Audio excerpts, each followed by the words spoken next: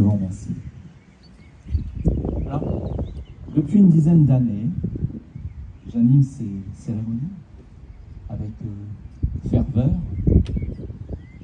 avec la volonté de transmettre à la jeunesse ce devoir de mémoire. C'est quelque chose qui me tient à cœur, qui nous tient tous à cœur. Quand je dis nous, les élus, évidemment.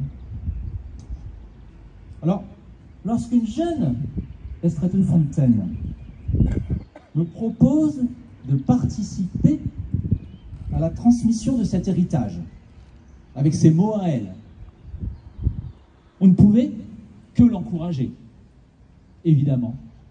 C'est même une fierté en tant qu'élu d'avoir ce type de proposition. Donc, maintenant, ça va être à elle de nous parler de cette Seconde Guerre, bien sûr, dans son sens de devoir de mémoire. Donc, elle va se présenter par elle-même. Donc, elle arrive. Voilà, c'est à toi.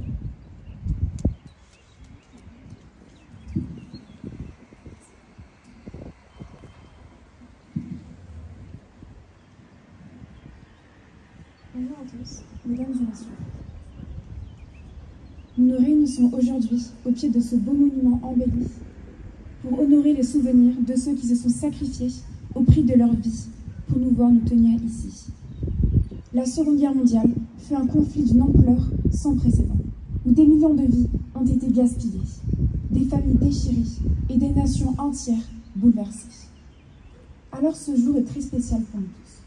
Je ne vous l'apprends pas, nous sommes le 8 mai, la journée, la célèbre journée où l'Allemagne nazie a capitulé face aux armées alliées. À la suite de différents combats qui ont marqué la Seconde Guerre mondiale. Pendant 5 années, l'Europe s'est déchirée, mais les Alliés ont fini par triompher. Alors je vais vous parler de l'opération dont il s'agit des 80 ans, qui fut un événement important de cette guerre. J'ai nommé la plus grande opération aéronavale de l'histoire, marquant un tournant décisif pour la Seconde Guerre mondiale, le débarquement en Normandie. En l'année 1943, l'ombre tyrannique de l'Allemagne nazie s'étend sur toute l'Europe, assombrissant tout espoir de liberté. La France tout entière y est enfouie. Dans ce passage noir de l'histoire, les 3 grands dirigeants alliés unissent une dernière fois leurs forces. Ainsi naquit l'opération Overlord, un plan visant à briser les chaînes de la muraille atlantique, associant des stratagèmes ingénieux pour déjouer la redoutable fortification côtière dressée par l'ennemi du sud de la France jusqu'au rivage glacé de la Norvège. Le 5 juin 1944, alors que le soleil laisse à peine sillonner ses rayons, l'opération Neptune commence. Première phase de l'assaut. Mais sous les coups des caprices du ciel, la Manche se déchire. L'opération est retardée à 21h30. Les suites de la manœuvre sont ajournées au 6 juin, 6h30. L'espoir de toute une nation défilant sur les plages normandes. Sous le feu de l'ennemi, des divisions entières anéanties. La situation est difficile. Les divisions américaines se lancèrent à l'assaut des plages Utah et Omaha, suivies de près par les Britanniques et Canadiens et Français sur les plages Gold, Sword et Juno. Le combat fut d'une férocité sans égale. Les soldats devaient courir à couvert, roués de balles par l'ennemi. Chaque grain de sable parcouru devenait une fortune. Malgré les pertes, à en perdre la tête, malgré l'horreur qui déchire les cœurs, la détermination des alliés est là. Mais ce n'est pas en vain, après des heures de combat, les plages sont reconquises. C'est ainsi que l'un des pions de l'échiquier adverse se fit manger par les alliés. Ce n'est pas le premier, ni le dernier, car le roi finira par tomber, le 8 mai.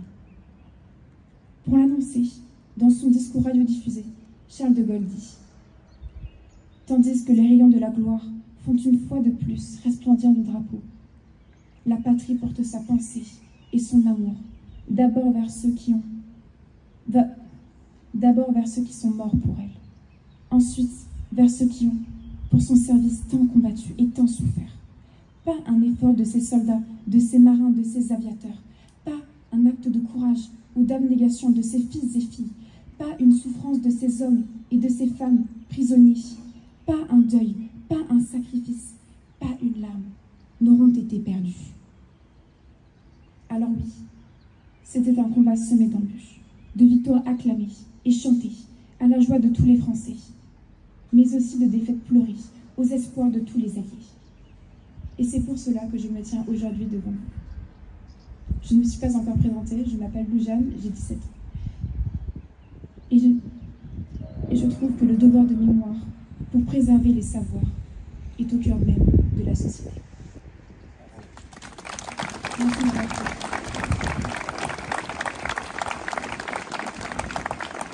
Merci Loujaane. C'est courageux. Alors avant de laisser la parole à Madame la maire pour les mots de la fin, comme vous avez pu le constater, on a un piquet d'honneur d'époque. Et ça on le doit, et il n'y a pas qu'un piquet d'honneur, hein, vous avez vu derrière vous, il y a pas mal de véhicules d'époque également, de la Seconde Guerre mondiale, mais pas que. Et ça, on le doit du coup à une association qui s'appelle l'association Mémoire Militaria 31, qui a répondu présente afin de commémorer la victoire de la France en ravivant les souvenirs d'une période ô combien difficile de son histoire, les années 42-45, avec nous, à Castelnau d'Estrettefond. Donc un chaleureux merci à cette association pour avoir rendu aujourd'hui ce devoir de mémoire. Nous leur disons à l'année prochaine, car j'ai cru comprendre qu'il y avait d'autres reconstitutions, dont certaines plus particulièrement dédiées à la jeunesse, qui auront lieu également dans notre commune, afin de perdurer cette mémoire, tel un feu nécessitant d'être alimenté régulièrement pour ne pas s'éteindre. Alors n'hésitez pas à solliciter ces militants pendant l'apéritif offert par la municipalité. Ils se feront une grande joie de vous faire partager leur passion. Merci encore une fois à vous.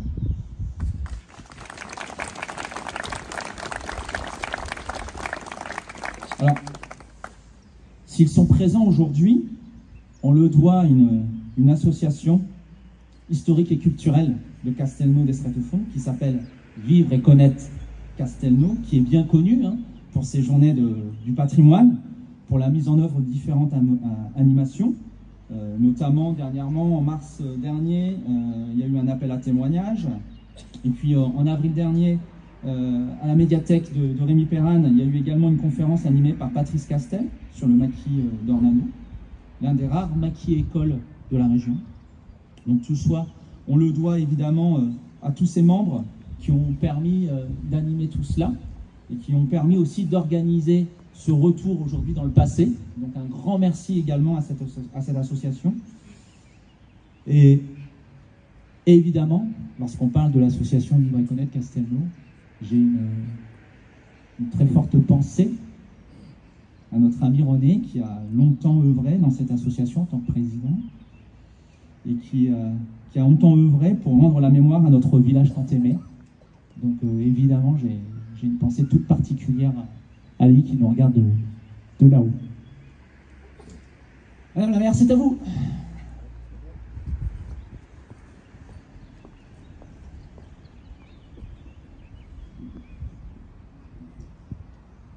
Alors, en ce jour, effectivement, de commémoration, moi, je voudrais remercier M. Guinonis, notre cher maître Guinonis.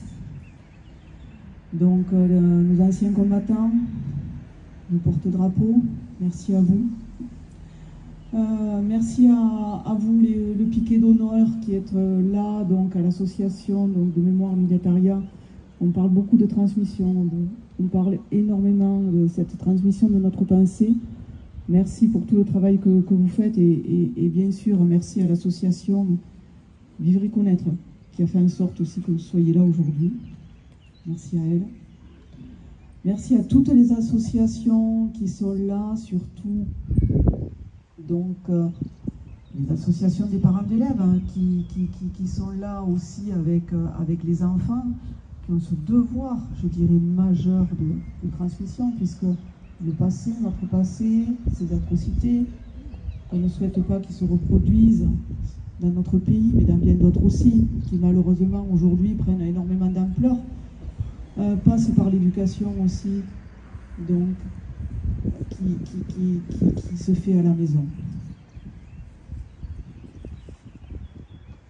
Je dirais aussi donc merci à notre maître de cérémonie, Grégory, être toujours parfait dans ce rôle. Merci à toi, Grégory.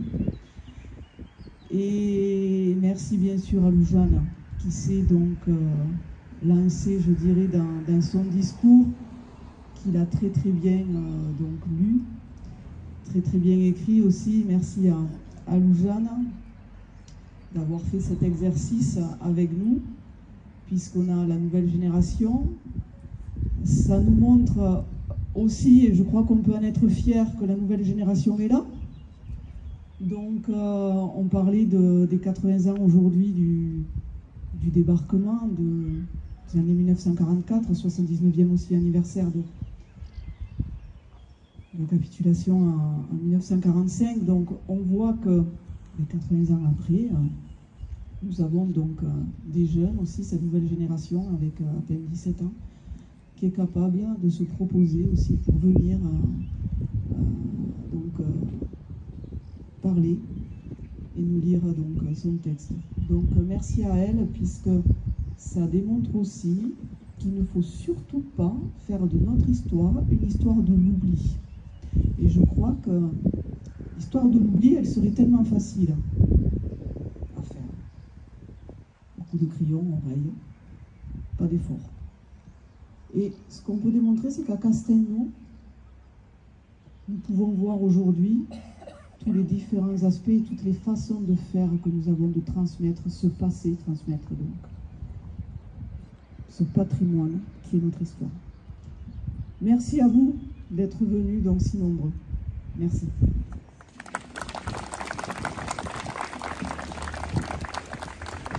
Merci Madame la maire pour ce discours de fin. Et j'invite maintenant tous les élus donc, à saluer les drapeaux, les porte-drapeaux et le piquet d'honneur. Et évidemment, tradition faisant, Covid terminé depuis quelques années, l'apéritif est offert par la mairie à la suite de cette fin de manifestation. En vous remerciant tous pour votre présence et continuez à venir, c'est important, le devoir de la mémoire est important et il aura lieu donc du coup à l'espace commun. D'accord. On ne fait pas de blagues, on ne va pas tous à gauche, on va tous à droite. D'accord. Moi je me vois à moi. Hein. Moi je pour vous.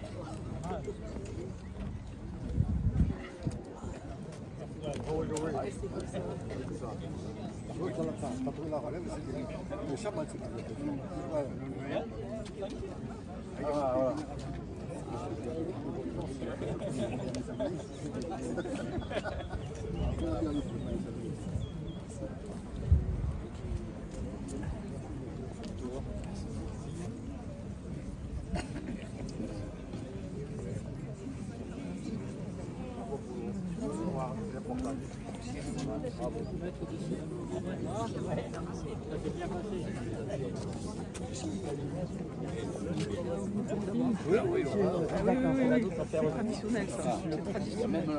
C'est pas grave, on va se